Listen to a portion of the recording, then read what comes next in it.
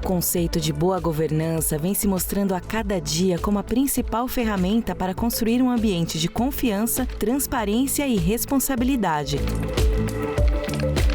Tão necessário para promover o investimento de longo prazo, bem como para a estabilidade financeira e a integridade empresarial.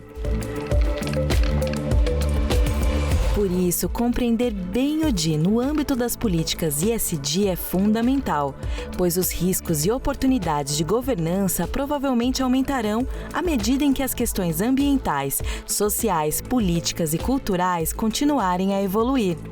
Bem-vindos ao mundo ESG.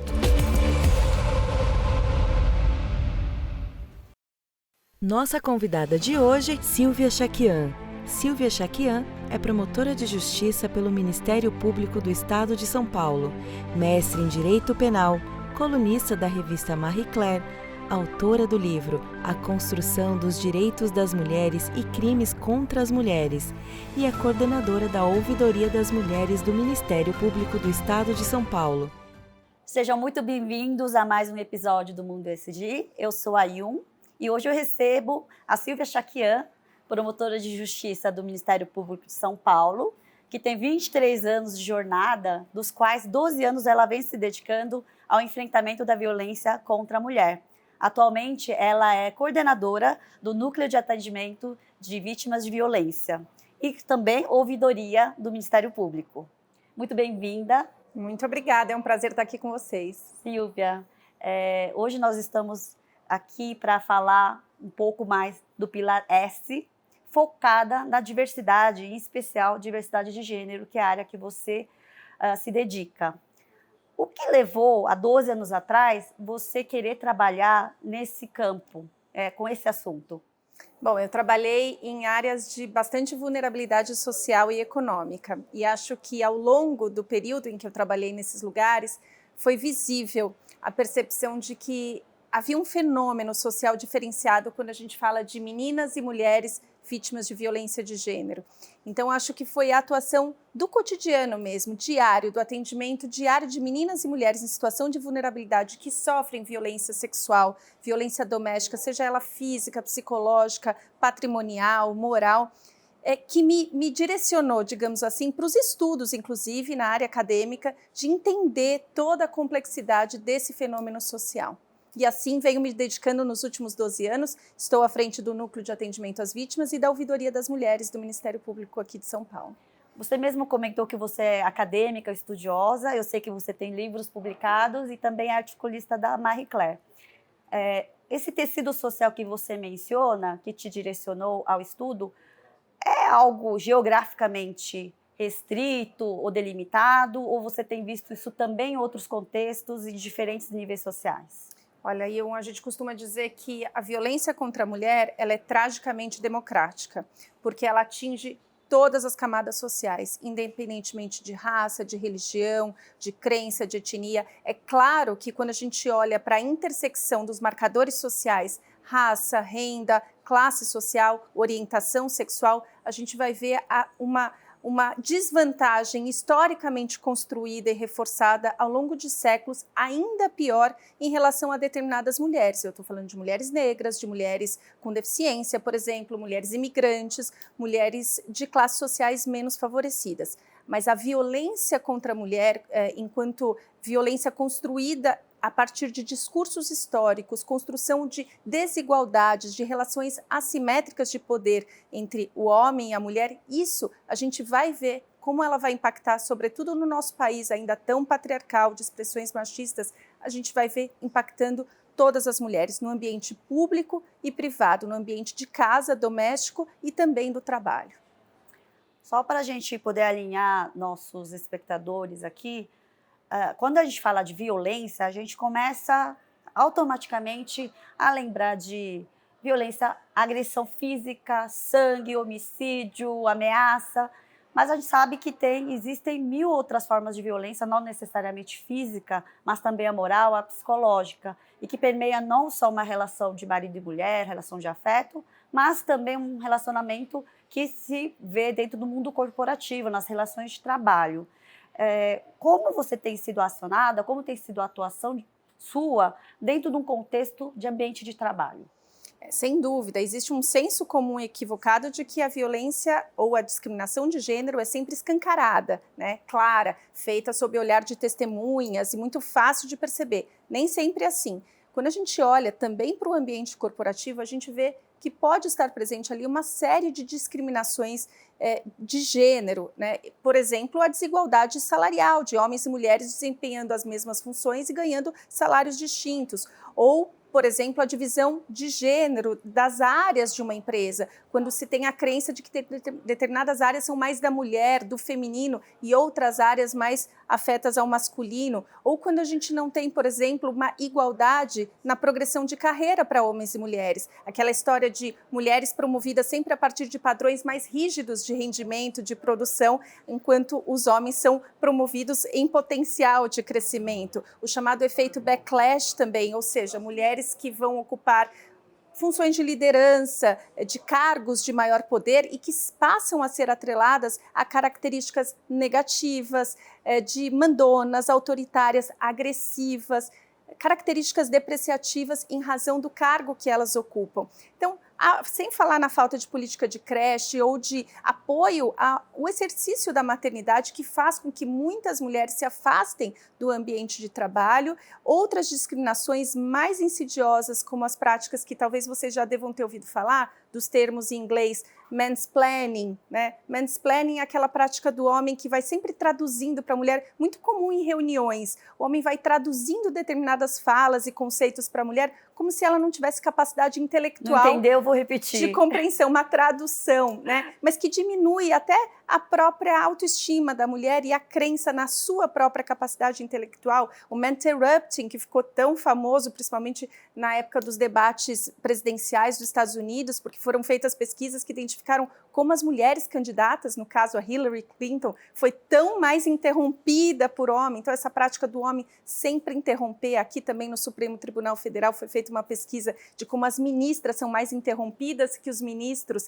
nas suas falas, nas suas manifestações. O appropriating, né, que é quando o homem se apropria de uma ideia da mulher ou quando ele expõe uma ideia que já foi manifestada por uma mulher antes, por exemplo, numa reunião, e leva os créditos por ela. Isso também bastante comum no ambiente corporativo. E o gaslighting também, que é uma palavra que acabou se popularizando nos últimos tempos, que é a prática de um homem alterar a própria percepção de realidade daquela mulher, né? Quando a mulher, por exemplo, é levada a acreditar que ela está ficando louca, que ela passa a duvidar da própria sanidade, capacidade de raciocínio, quando ele altera a percepção de realidade dessas mulheres. Então, são várias práticas e, claro, a gente tem as mais conhecidas, o assédio moral e o assédio sexual também. Então, entre esses dois extremos, tem uma miríade de tratamentos que traz um ambiente tóxico, desrazoado, talvez improdutivo, como uma comunidade como um toda do ambiente de trabalho. E ouvindo a sua fala, eu acabo convivendo com mulheres que são conselheiras, estão no C-Level, elas falam muito, né? Eu, ao longo da minha carreira, para me fazer ser ouvida, eu passei a interromper, eu passei a ser agressiva, eu passei a ser mais assertiva para poder proteger minha área de atuação, meu intelecto, as minhas ideias. Então, a gente acaba também vendo como isso traz um ciclo, né, que é negativo para o ambiente mais saudável que a gente se busca. Você falou que também entre assédio sexual e assédio moral são as demandas que mais as empresas procuram combater, que talvez sejam os mais comuns. Que tipo de orientação, como promotora de justiça, você fornece com um olhar de autoridade, de um órgão estatal, permeado pelas políticas públicas? E qual é o papel do setor privado, das empresas, dos gestores e líderes para combater esse tipo de assédio no ambiente de trabalho? Bom, desde a Lei Maria da Penha já se tem a percepção, a Lei Maria da Penha que representou uma mudança de paradigma no trato da violência contra a mulher, no debate público, na forma como a gente enxerga e trata a violência contra a mulher, já se tem a percepção de que esse é um papel de todos e todas nós. Que a violência contra a mulher, em qualquer dos seus âmbitos, deixou de ser vista como algo do âmbito privado, daquela que sofre a violência, para passar a ser tratada como uma questão de Estado, de responsabilidade da sociedade civil e das instituições e das organizações e do setor privado. Inclusive, o caso Daniel Alves, que a gente acabou de acompanhar, evidencia a importância do papel do setor privado no enfrentamento à violência contra a mulher. A gente conheceu o protocolo espanhol, o NOCALEN, da forma como o setor privado, no caso de entretenimento, capacita os seus funcionários para identificar situações de abuso, violência sexual, saber como agir para acolher essas vítimas, encaminhar para os serviços de saúde, de polícia, de proteção, preservação de provas, tão fundamental. Então, é mais uma evidência de que a gente precisa avançar na compreensão de que o setor privado, o ambiente corporativo, tem a sua responsabilidade no enfrentamento e nessa luta. Então, é fundamental que as empresas se conscientizem. Primeiro passo, informação, identificar o que é assédio moral, o que é assédio sexual. O assédio moral, ele não é considerado crime na nossa legislação, mas ele é um ilícito civil. Ele dá ensejo, tem repercussão na esfera trabalhista e também administrativa. Dá ensejo, por exemplo, à ação de indenização contra o assediador. E o assédio moral é uma prática muito relacionada à violência psicológica que causa danos emocionais à pessoa que sofre, diminuição da possibilidade potencial de trabalho, portanto, impacta o ambiente corporativo, degrada o ambiente, traz impacto, inclusive financeiro, dizem as pesquisas, né? O que se denomina o custo social e econômico da violência contra a mulher, o quanto a gente perde de potencial de trabalho criativo quando a gente tem o assédio moral disseminado em determinada empresa. Então, isso é muito importante e fundamental. Entender que a prática do assédio moral pode se dar por comportamentos, por gestos, mas também por omissões, quando, por exemplo, há exclusão de alguém do ambiente de trabalho. Comentários depreciativos sobre determinada pessoa e muito do assédio moral está relacionado a uma manifestação de poder. Ele tem na sua essência essa questão do poder, o uso do poder para diminuir alguém, para desqualificar profissionalmente alguém. Isso é bastante comum.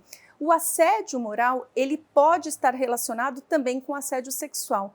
Por exemplo, quando o assédio sexual, que pressupõe essa investida, essa manifestação para obter favorecimento sexual, como a gente fala no âmbito jurídico, né, de obtenção de atos sexuais ou propostas libidinosas, insistentes, convites para um relacionamento sexual de forma insistente, e de forma não consentida pela pessoa a qual essa manifestação se direciona. O assédio moral pode estar relacionado ao assédio sexual quando, por exemplo, aquela vítima não adere àquela proposta, diz que não quer, rejeita aquela investida e aí ela passa a ser perseguida, desqualificada, excluída do ambiente de trabalho. Então, o assédio moral, ele pode estar relacionado ao ambiente competitivo de uma empresa, então na forma como há a distribuição de tarefas e a segregação de determinadas pessoas, determinados grupos, pode estar relacionada à discriminação contra a população LGBTQIA+, por exemplo, e pode estar relacionada ao assédio sexual. Lembrando que o assédio sexual é crime no nosso Código Penal e o assédio sexual ele encontra traduções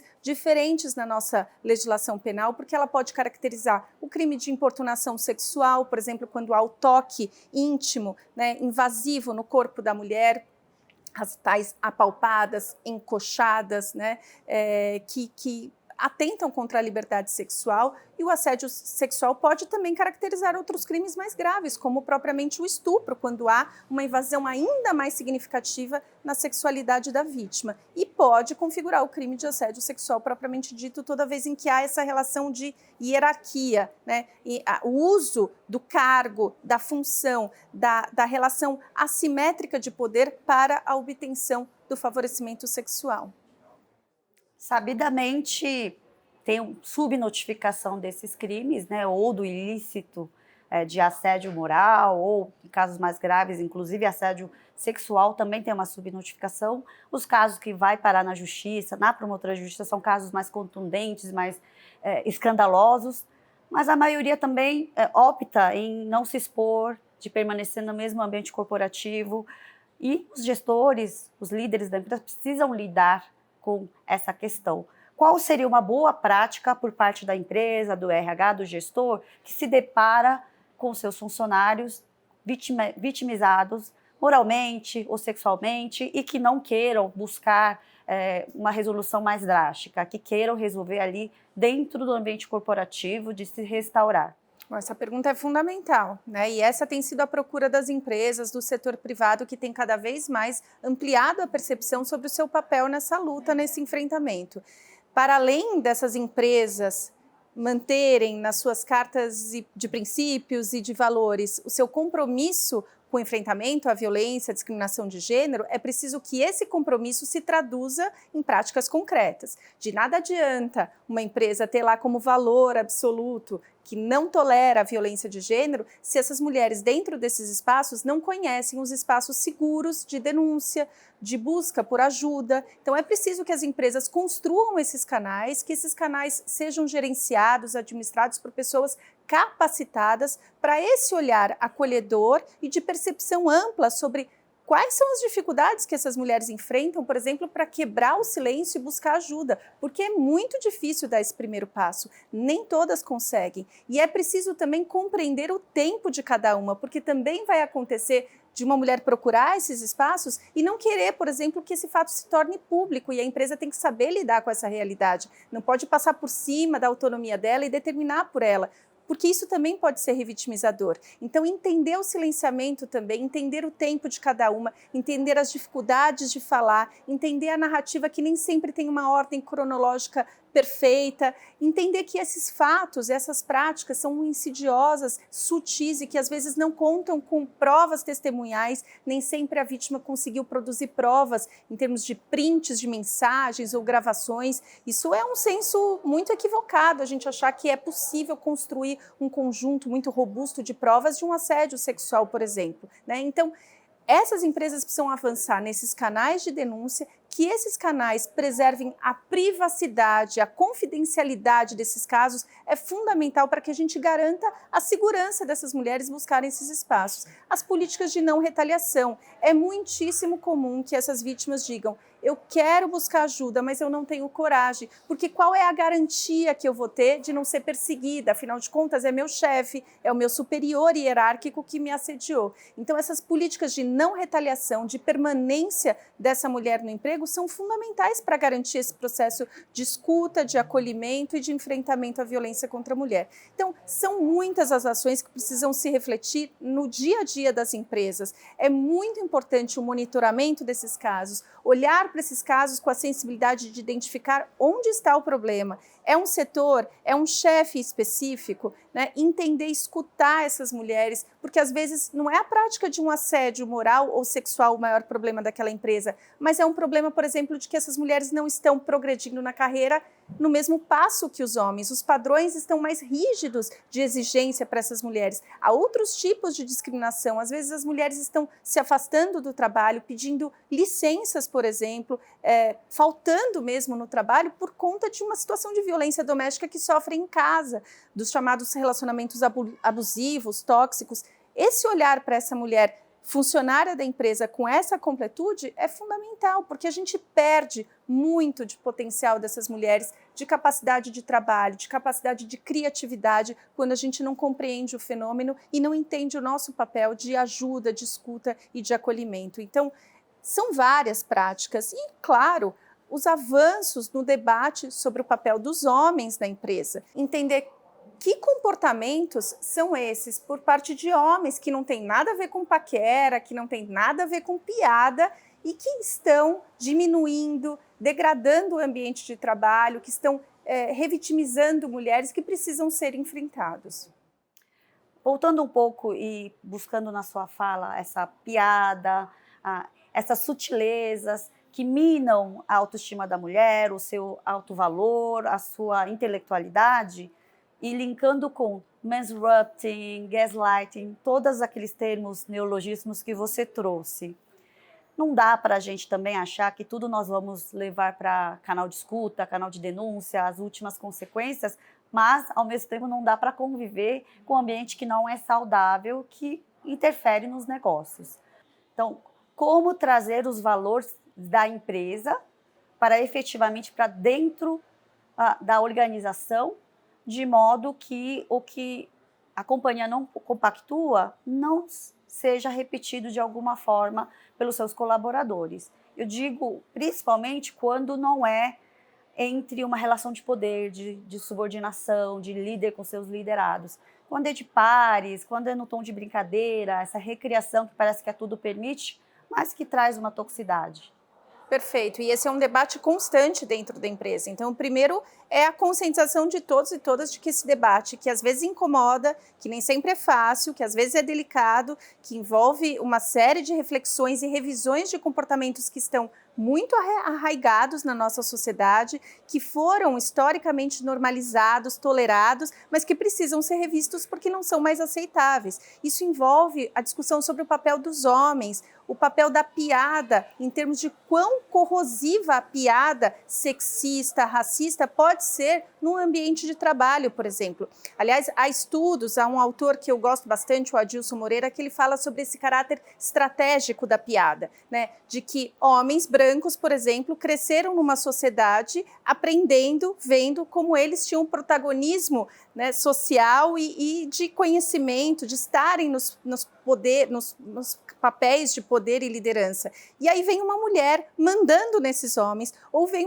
um negro mandando nesses homens, e aí entra a piada sexista, racista, como forma desse homem dizer: você pode estar nesse cargo de liderança, mas jamais terá a mesma respeitabilidade social que eu tenho, como homem branco nessa sociedade ainda tão patriarcal e racista. Então, a piada tem essa conotação, esse caráter estratégico de dizer que somente determinados grupos sociais têm o privilégio de estarem nos cargos de poder, de conhecimento e de liderança. É preciso olhar para a piada sexista, racista, machista, com essa visão de que ela degrada o ambiente de trabalho quando as outras pessoas dão risada, quando as outras pessoas apoiam esse tipo de comportamento. Para esse assediador, para esse que faz a piada, é como se o mundo dele voltasse a fazer sentido e ele cresce, e aí você tem a desqualificação, muitas vezes, de um profissional ali, que então acaba enxergando esse ambiente de trabalho como um ambiente que não é para ele,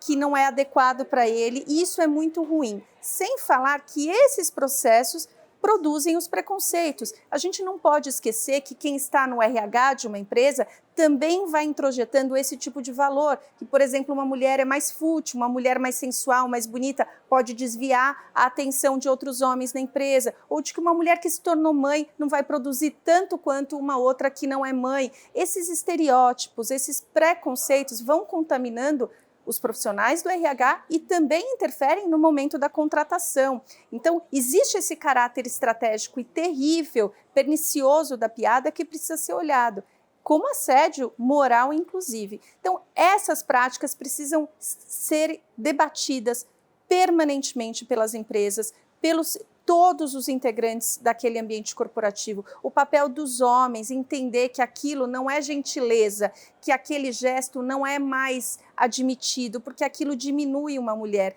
O compartilhamento de piadas pornográficas ou de vídeos que colocam a mulher numa posição sexista, discriminatória, num grupo de WhatsApp, por exemplo, de trabalho, aquilo não é aceitável. Não é, inclusive já há tribunais reconhecendo que esse compartilhamento de nudes, de vídeos pornográficos num grupo de WhatsApp que é de trabalho, que é integrado por profissionais do mesmo ambiente de trabalho, que isso pode configurar assédio sexual. Então é muito importante olhar para essas práticas que até então foram muito naturalizadas com essa compreensão de que elas causam muito mal.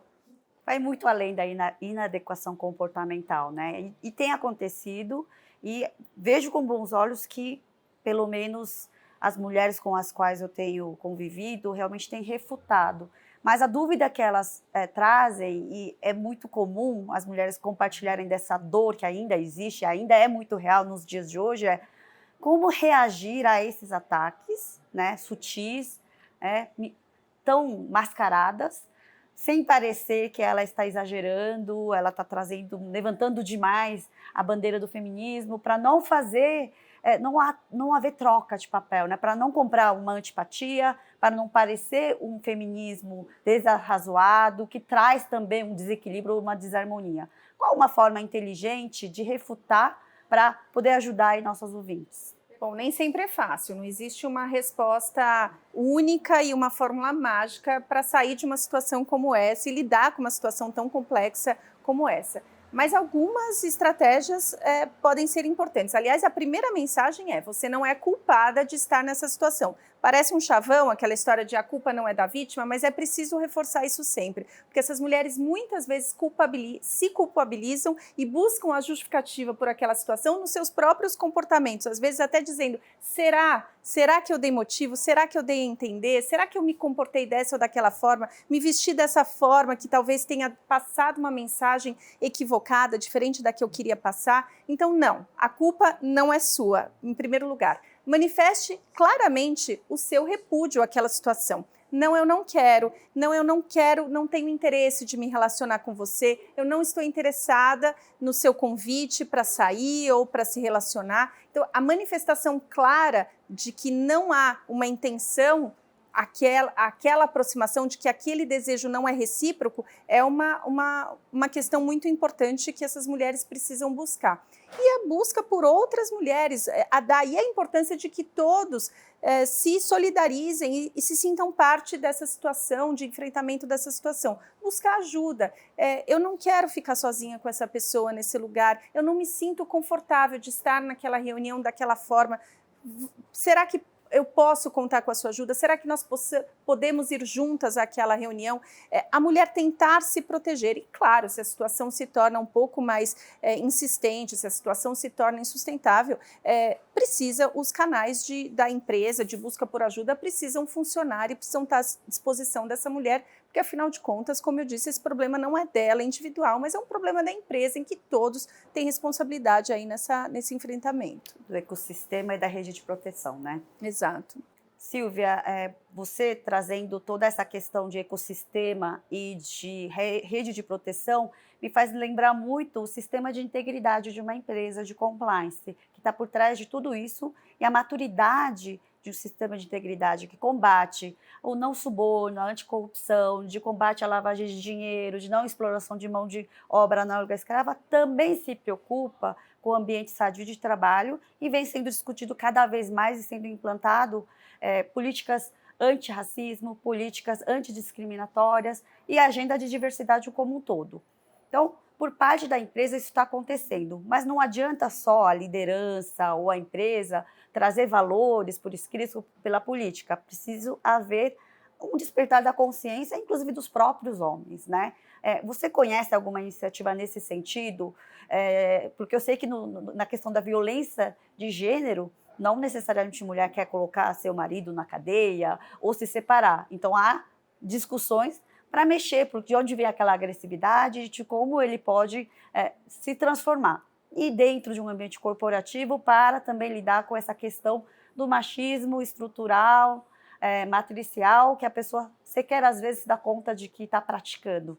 Conhece alguma iniciativa nesse sentido que poderia dividir com o nosso público? Com certeza, e é muito bom que a gente possa falar que essas iniciativas estão crescendo e que os homens estão ampliando a consciência sobre a importância do seu papel. Essa discussão nas empresas, o papel dos homens, que não dá mais para a gente se contentar em pleno século XXI, com 16 anos de Lei Maria da Penha, esse avanço do debate, o avanço das mulheres nos postos de poder, de liderança, não dá mais para os homens se contentarem em dizer: mas eu não pratico assédio moral e sexual, então eu faço o meu papel nessa luta. É muito mais que isso.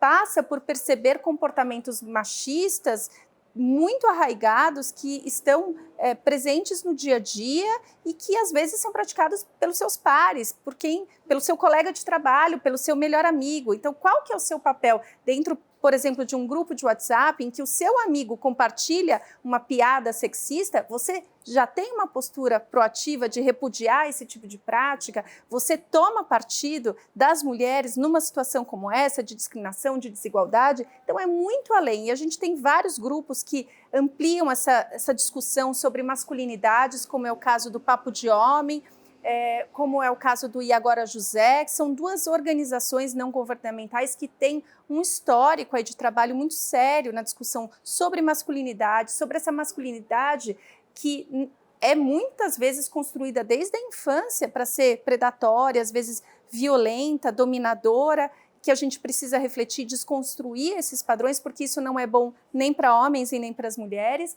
mas que também passa por essa reflexão importante de que nem sempre essa masculinidade vai acarretar na violência propriamente dita, moral, sexual, física, psicológica. Às vezes essa masculinidade é de se beneficiar desse privilégio, desse sistema de privilégio, é de uma masculinidade que não faz nada, né, que não se coloca numa posição proativa porque se beneficia desse sistema, às vezes de uma empresa em que os padrões de ascensão profissional são mais rígidos para as mulheres do que para os homens. Então percebe como é sutil, mas é importante que os homens entendam o seu papel nessa luta e avancem um pouco mais, porque as mulheres avançaram muito nos últimos anos e agora a gente precisa que os homens, porque não há luta sem o papel dos homens, não há luta sem a contribuição masculina. É aquela história de que quem é parte do problema também precisa ser parte da solução. É mais ou menos disso que a gente está falando. Os homens também têm um papel fundamental, né? Silvia, muito obrigada pela sua entrevista de hoje, conteúdo super rico, profundo e atual. Então, para nós encerrarmos, eu gostaria de pedir para você deixar uma palavra final para nossos espectadores do Mundo ESG sobre a importância do setor público andar de mãos dadas com o setor privado para criar um ambiente saudável, não só dentro das empresas, mas para uma sociedade mais justa e equânime. Eu que agradeço e eu parabenizo essa iniciativa. É um privilégio para mim poder enxergar essa parceria, setor público, setor privado, essa amplitude de percepção do setor privado na compreensão do seu papel no enfrentamento, na luta contra a discriminação de gênero e a violência contra a mulher. Essas meninas e mulheres que sofrem todo tipo de violência no nosso país estão nesses ambientes também, daí a importância de olhar para esse fenômeno e entender a responsabilidade de todos e todas nessa luta. Eu agradeço e quando eu falo para as empresas, eu sempre lembro de uma frase do sociólogo Edgar Morin, quando ele diz que não é possível pensar numa reforma de instituições sem a reforma das mentes, mas também não é possível reformar mentes sem pensar na reforma das nossas instituições, no ambiente público e privado. Então, é essa mensagem que eu quero deixar para todos e todas aqui, agradecendo o privilégio desse nosso encontro. Muito obrigada. Até o próximo episódio, pessoal.